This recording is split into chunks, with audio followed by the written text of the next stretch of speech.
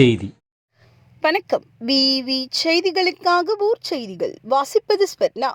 ராணிப்பேட்டை மாவட்டம் ஷோலிங்கர் அடுத்த போலிப்பாக்கம் கிராமத்தில் பசுமை தமிழகம் திட்டத்தின் கீழ் 200 மரக்கன்றுகள் நடும் நிகழ்ச்சி நடைபெற்றது. இந்த நிகழ்ச்சிக்கு ஊராட்சி மன்ற தலைவர் கார்த்தி தலைமை தாங்கினார். பெற்றோர் ஆசிரியர் கழக தலைவர் செல்வம், ஒன்றிய குழு துணைத் தலைவர் பூங்கோடி ஆனந்தன், திமுக கிழக்கு ஒன்றிய செயலாளர் சந்திரன், வட்டார வளர்ச்சி அலுவலர்கள் நிர்மல்குமார், பாபு ஆகியோர் முன்னிலை வகித்தனர்.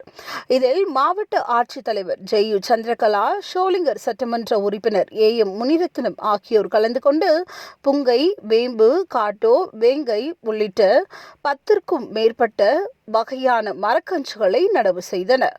தொடர்ந்து சுற்றுப்புற சூழலை பாதுகாக்கும் விதமாக ஏரி, குளம் மற்றும் நீர்நிலை பகுதிகளில் ஊராட்சி நிர்வாக மரக்கன்றுகளை நட வேண்டும், பசுமையான ஊராட்சியாக மாற்ற பொதுமக்களும் ஒத்துழைப்பு தர வேண்டும் என கேட்டுக்கொண்டனர்.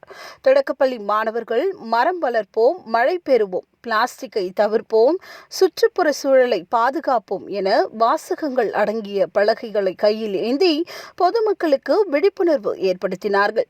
அப்பொழுது ஊரக வளர்ச்சித்துறை திட்ட அலுவலர் ஜெயசுதா, ராணிப்பேட்டை கோட்டாட்சியர் ராஜராஜன், ஷோலிங்கர் வட்டாட்சியர் செல்வி, ஷோலிங்கர் ஒன்றிய குழு உறுப்பினர் சசிகலா கார்த்தி, கிராம நிர்வாக அலுவலர் ராஜகோபால் மற்றும் பலர் உடனிருந்தனர்.